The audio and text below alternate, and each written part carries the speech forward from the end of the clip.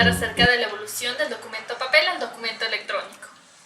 Empiezo diciendo que el hombre durante toda su historia ha tenido la necesidad de plasmar todas sus actividades como expresión testimonial, sin importar el formato, lenguaje o soporte, para lo cual ha utilizado toda clase de materiales como la piedra, el papiro, el papel, hasta llegar a esta era tecnológica donde se han creado gran cantidad de soportes para almacenar los datos.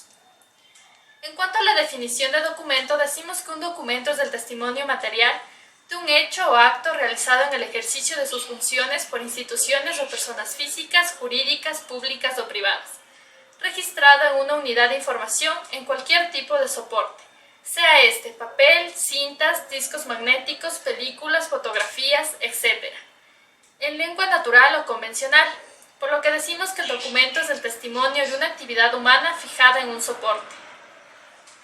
En cuanto al origen, decimos que el papel es originario de la China e ingresó a Europa en el siglo IX y su uso se extendió hasta el siglo XI. Fue utilizado por reyes y burócratas para almacenar información de control político y comercial, lo cual dio origen al documento escrito.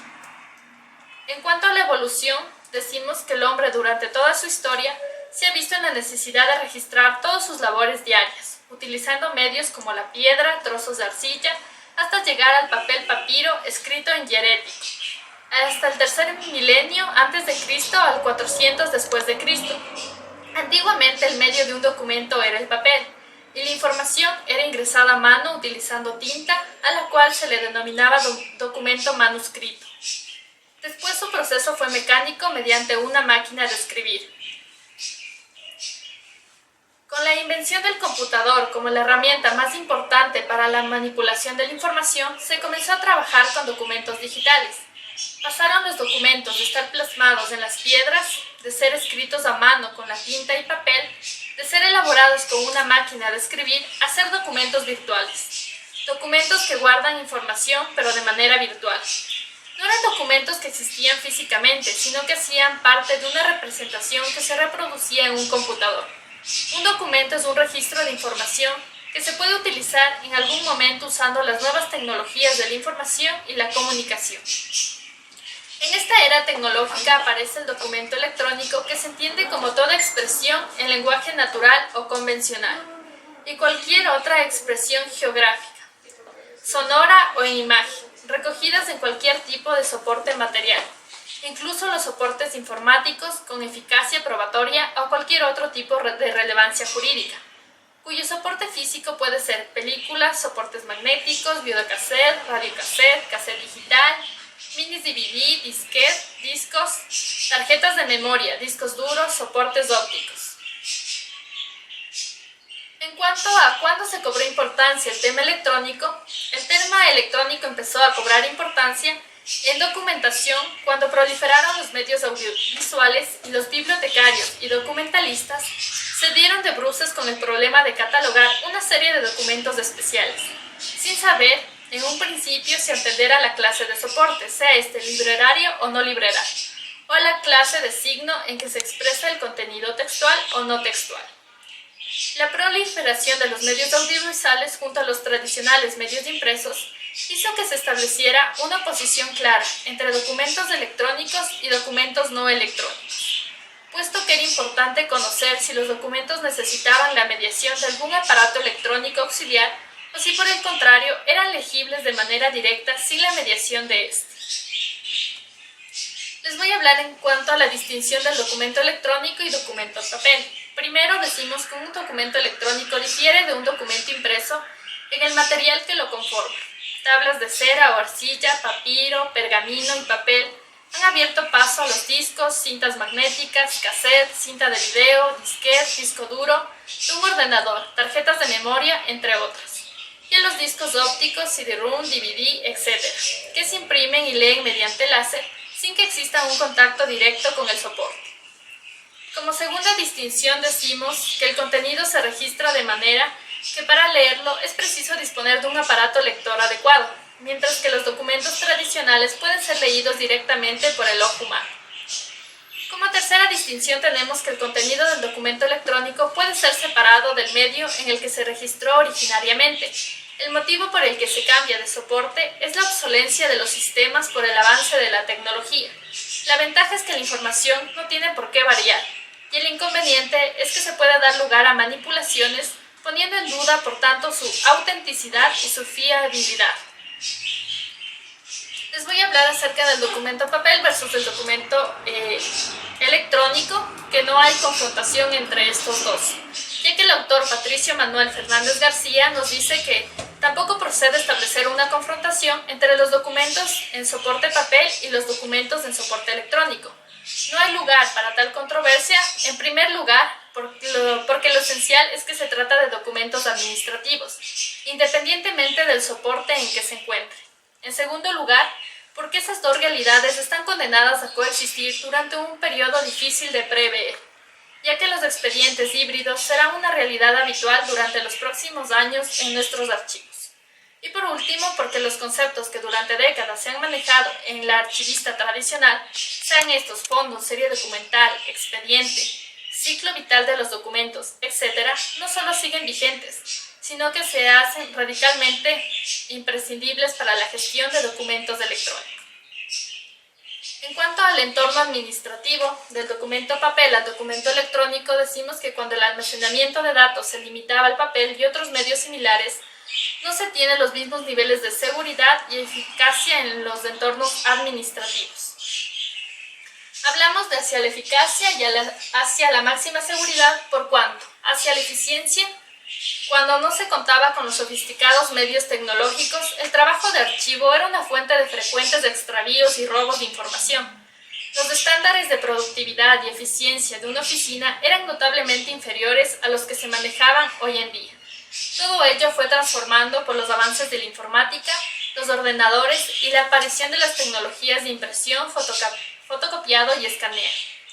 También fue determinante dentro del propio ámbito de la informática el desarrollo de diferentes formatos de archivos digitales, programas de optimización de imágenes y de comprensión de archivos. Por ello, en la actualidad, el trabajo de archivo es algo completamente distinto a lo que era hace todavía algunas décadas. Hablamos hacia la máxima seguridad por cuanto otro de los impulsos que motivaron la evolución de los formatos documentales para un mejor archivo fue la seguridad de la información. Es importante conocer y controlar quién genera la información, cómo se la comparte y cómo se la conserva. El progresivo perfeccionamiento de las tecnologías de digitalización de documentos ha incrementado la seguridad en la gestión de archivos a niveles muy altos y por ello dichas tecnologías y técnicas han llegado a ser imprescindibles en los ámbitos de trabajo de oficina.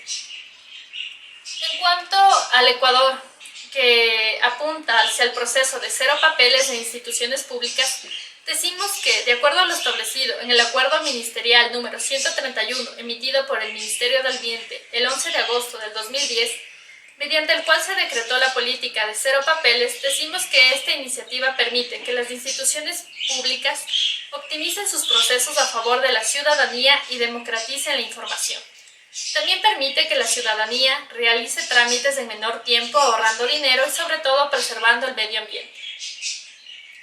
Cabe decir del derecho de los ciudadanos a conocer en cualquier momento el estado de los procedimientos en los que sean interesados, que será garantizado en mayor medida gracias al uso de medios electrónicos. La administración electrónica se erige así como un instrumento no solo de eficacia y optimización de los recursos de la administración, sino en garantía de transparencia y en un instrumento de protección de los ciudadanos frente a las arbitrariedades de los poderes públicos. Gracias. Hola con todos, yo les voy a hablar acerca del concepto, características y requisitos del documento electrónico. Hablando del concepto, podemos decir que el documento digital es el instrumentado como la base de impulsos electrónicos y no sobre un papel. Es el conservado en formato digital y en la memoria central del ordenador, y también en las memorias de masa, el cual no puede ser leído o conocido por el hombre, sino como consecuencia de un proceso de traducción que hace perceptible y comprensible el código de señales digitales, aunque también se admite hablar de documento digital al perceptible por el hombre sin intervención de máquinas traductoras. En este sentido, Gian Antonio distingue al documento electrónico de dos maneras. La una es en sentido estricto y la otra en sentido amplio. En sentido estricto, es el que queda almacenado en la memoria del computador y que no puede llegar a conocimiento del hombre sino mediante el empleo de tecnología informática.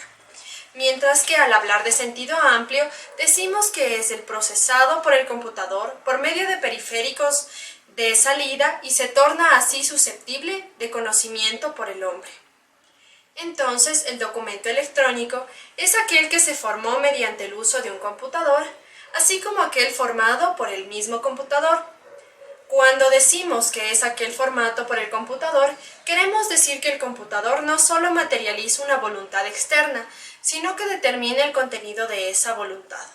O sea que decide en el caso concreto conforme a una serie de datos y parámetros y a una programación adecuada. En cambio, cuando decimos que es aquel que se formó mediante el computador, este último no forma sino que manifiesta una voluntad ya manifestada en otra forma o en otra oportunidad. Ya.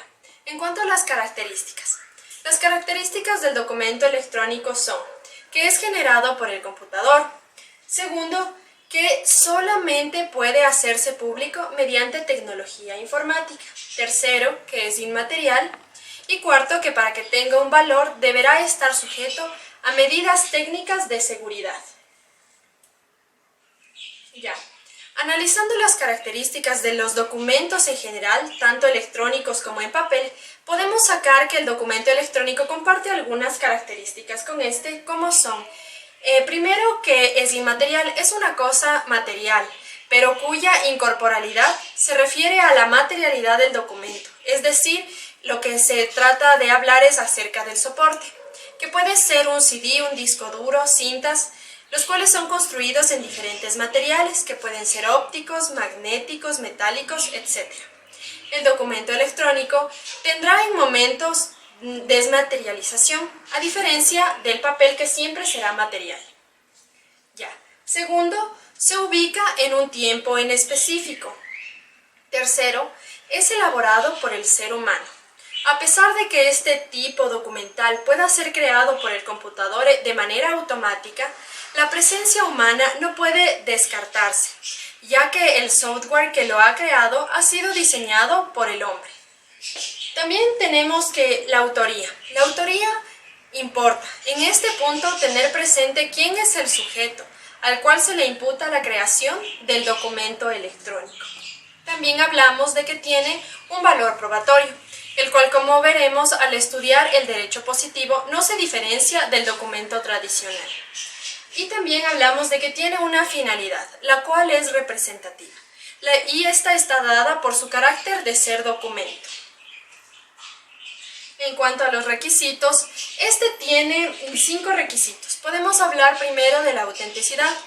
Un documento va a ser auténtico cuando no ha sufrido alteraciones que varían su contenido, lo que implica que este requisito esté ligado a la inalterabilidad, es decir, que un documento es más seguro cuanto más difícil es alterarlo y cuanto más fácil puede verificarse la alteración que podría haber sufrido.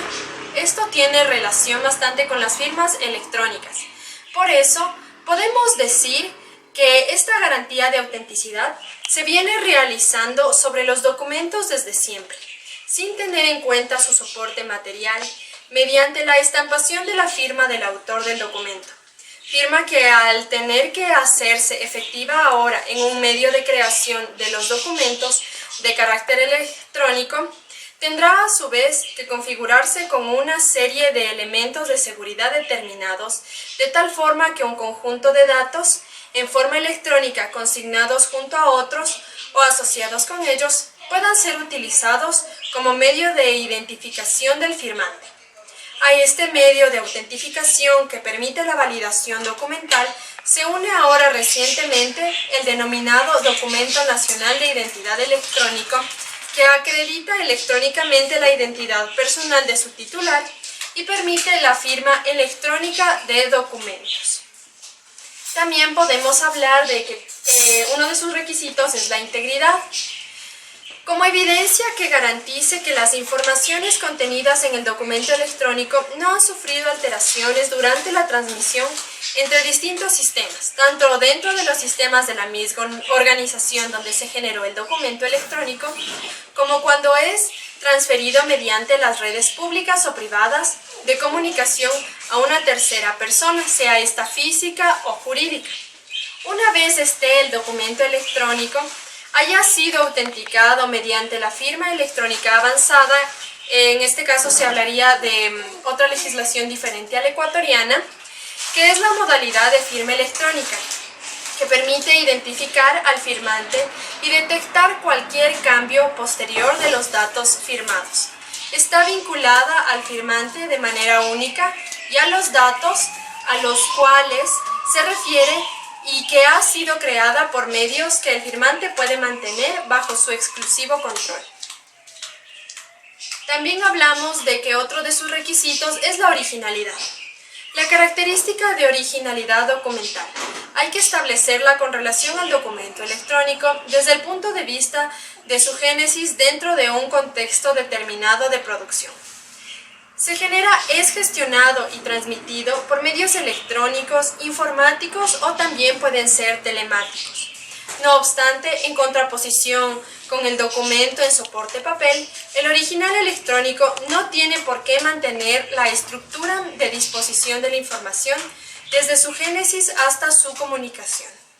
La forma de presentación del documento va a variar en función de los criterios de gestión y conservación que se establezcan en los sistemas de archivos de las organizaciones, ya que el documento electrónico, aunque unido permanentemente al contexto de producción, no tiene por qué ser conservado en los archivos en el mismo programa informático que se ha utilizado para su creación, sino que una vez finalizado el proceso de gestión y transferido a la tutela de la función del archivo, podrá definirse formatos de conservación diferentes al formato de creación, con el único fin de asegurar que la perdurabilidad del documento y por lo tanto su acceso no tenga que estar unidas a las versiones de los programas informáticos que determine la organización ni sometido a migraciones constantes. Otro elemento de juicio importante a la hora de determinar la originalidad de los documentos electrónicos viene dado por la forma de comunicación de dichos documentos. Siempre que la comunicación, el acceso a los mismos, se produzca mediante redes públicas o privadas de comunicación, estaremos accediendo al documento original. Mientras que si la comunicación del documento electrónico se efectúa mediante el CD-ROM, disquete, papel, etc., estaremos hablando de copias de documentos. También tenemos otro de los requisitos que es el de la seguridad, la cual está determinada por la política de seguridad de acceso a los sistemas de producción que tenga establecida la organización donde se generen los documentos y por último, la durabilidad. La calidad de durable es aplicable a toda reproducción indeleble del original que importe una modificación irreversible del soporte. Modificación irreversible quiere decir imposibilidad de reinscripción del mismo. Es indeleble la inscripción o imagen estable en el tiempo y que no puede ser alterada por una intervención externa, sin dejar huella. Así se admite que el papel es un razonable soporte físico en materia documental porque no es fácil de alterar, aunque esto es relativo, ya que no es absolutamente inalterable, y por eso su falsificación es considerada en muchas legislaciones como un delito penal. Pero hay que considerar que el papel se deteriora e incluso su conservación muchas veces es algo problemático por la capacidad de absorción de las partículas de polvo que tiene el papel. Muchas gracias. Hola, el día de hoy les voy a hablar acerca del valor probatorio de los documentos electrónicos. Para que un documento electrónico, de acuerdo a las exigencias del derecho positivo tradicional, pueda tener pleno reconocimiento jurídico y valor probatorio, debemos analizar si es posible caracterizarlo como instrumento privado. Uno de sus requisitos es que se lo considere como un documento escrito.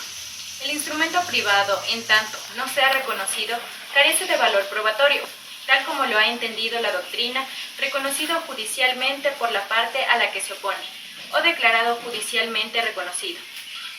El documento electrónico tiene el mismo valor que el documento público, entre los que han suscrito y sus sucesores. La función de ello correspondería equiparar al instrumento privado como un documento auténtico. La palabra auténtico designa todo escrito público o privado, atribuido con certeza a determinado autor. En algunas legislaciones se confunde el documento público con documento auténtico, tal como ocurre en la norma francesa en su artículo 1317 del Código Civil, aun cuando su actual redacción por la Ley 2230 admite la validez jurídica de los documentos electrónicos. Davis de Chandía considera que teóricamente debe entenderse que un documento electrónico es el que goza de certeza de su origen y sobre su autor, lo mismo que si esa peculiaridad la tiene desde su formación, como se la adquiere posteriormente, y en el primer caso, tanto cuando es consecuencia de su carácter público, como si es un instrumento privado que se autentica ante un funcionario público competente. Para ello, en el momento de ser suscrito por las partes. De ello cabe concluir que todo instrumento público es auténtico, pero no todo instrumento auténtico es público. Gionandino nos dice que existen nuevas técnicas para autenticar un instrumento. Una de ellas es basada en la biometría, en la que puede determinarse con toda precisión la identidad de una persona que accede a un sistema electrónico para emitir un mensaje y al mismo tiempo la autenticidad del mensaje transmitido y recibido. Otra forma es la firma autógrafa, que ha sido satisfactoriamente suplida a los fines de asegurar la autenticidad de la declaración de la voluntad, plasmada en un documento. Por ello, no existe razón alguna para negar el documento electrónico, por lo menos un trato igual al instrumento privado reconocido. A continuación, les hablaré acerca de la carga de la prueba. El principio actor incumbit probatio nos dice que actualmente es más flexible y que la carga de la prueba recae sobre quien mejor posición esté en el momento de probar el hecho. Existen tres sistemas de apreciación de la prueba. Tenemos la prueba legal, la libre convicción y finalmente la prueba convencional, según sea la ley, el juez o las partes quienes determinen y aprecien el valor de la prueba. Rosenberg afirma que la teoría de la carga de la prueba es la consecuencia de la falta de prueba. Aquí tiene su aplicación práctica ante la insuficiencia de elementos probatorios susceptibles de formar la convicción del juez, en el caso concreto, ya que los inconvenientes de esta incertidumbre los soporta la parte que no asumió la carga y cuyo éxito procesal en consecuencia se verá frustrado. La carga de la prueba vendría a ser el riesgo de no probar, y en este caso, quien tenía sobre el onus probandi perderá el pleito. Las funciones. La carga de la prueba tiene dos funciones. La primera es la de otorgarle al juez la regla de juicio para evitar el non liquid, es decir, fijar los hechos desconocidos, y la de estimular a las partes en su actividad probatoria. La expresión prueba informática refiere a la posibilidad de utilizar cualquiera de los medios de prueba de los códigos procesales, no siendo pues de ello limitativo de un medio en particular. Por ello, es fundamental diferenciar qué se prueba de cómo se prueba, es decir, la distinción entre el continente probatorio, qué es el documento del contenido probatorio y qué es la declaración de voluntad. Sin embargo, el autor nos dice que la informática trae complicaciones por diversos factores. Uno de ellos es la falta de regulación en algunos campos y otra el desconocimiento de ciertos aspectos técnicos por la generalidad de las personas. El desarrollo de la informática ha traído implícita una modificación en el derecho y en específico en el derecho procesal tradicional, pues se ha tratado de buscar la mejor manera de otorgarles un verdadero valor probatorio a los documentos electrónicos, ya que, a pesar de que se les equipara con los documentos escritos, aparentemente pierden fuerza a la hora de ser valorados por un juez. En la legislación ecuatoriana, para que un documento electrónico sea considerado como prueba, debe cumplir los siguientes requisitos: inalterabilidad, autenticidad y no repudio. El documento electrónico debidamente autenticado debe ser reconocido como prueba documental dentro de un proceso, pues cumple con los requisitos que la ley exige para tal efecto.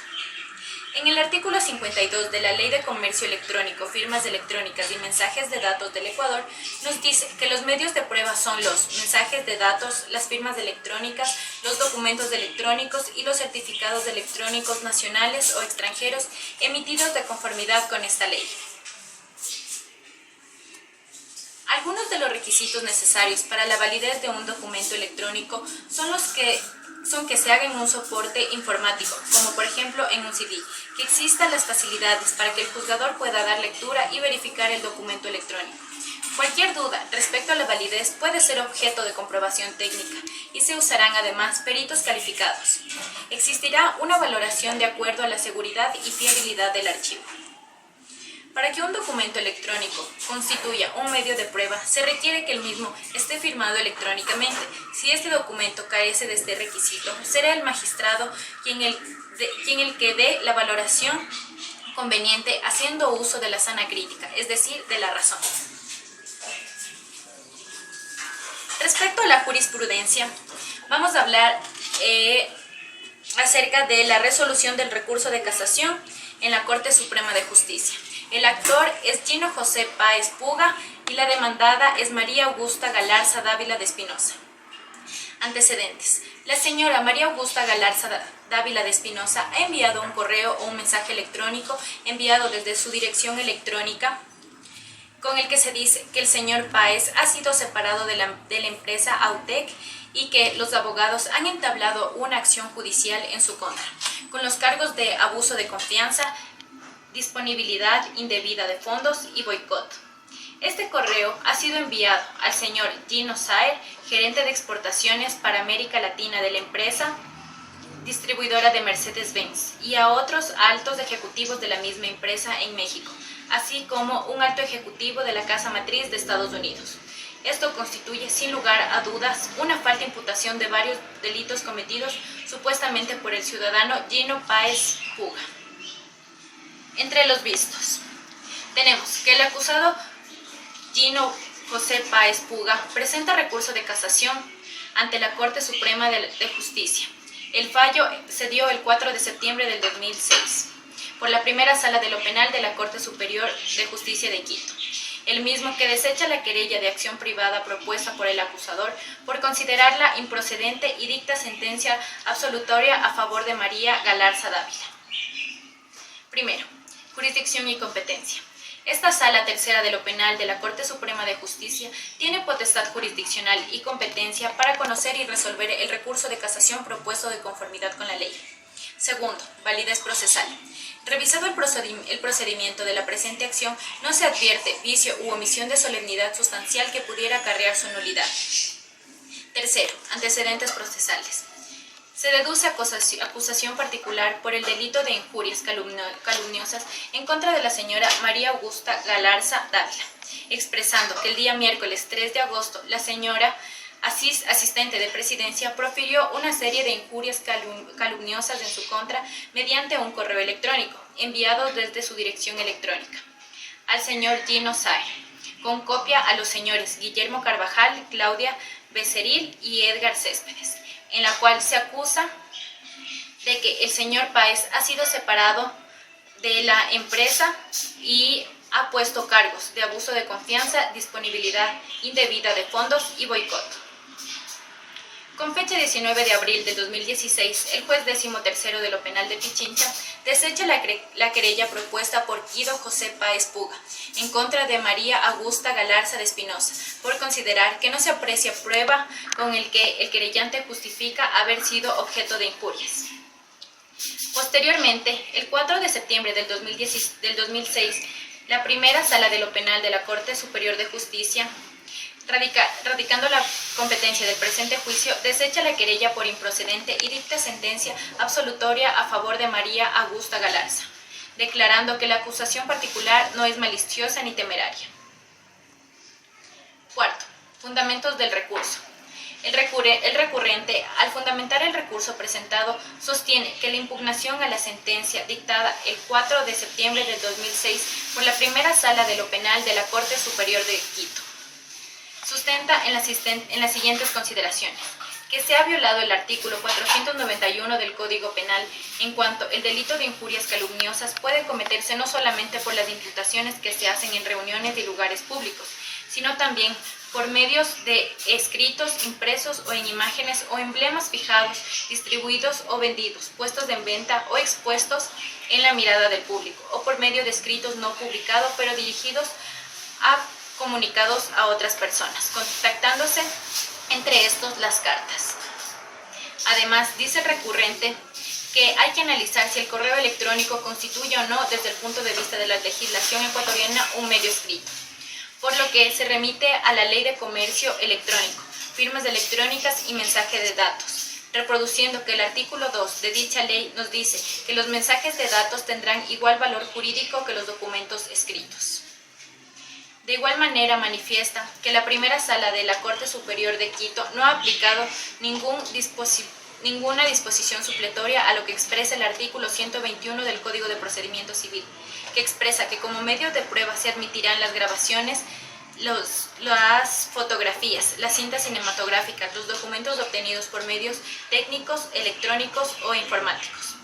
La parte que la presente deberá asumir al juzgador en el día y hora señalados por el juez los apartados o elementos necesarios para que pueda apreciarse el valor de los registros y que dicha disposición legal en ninguna parte ordena que los medios electrónicos o informáticos deben ser certificados por o ante el notario para ser admitidos como prueba dentro del juicio. Quinto, tenemos las consideraciones de la sala.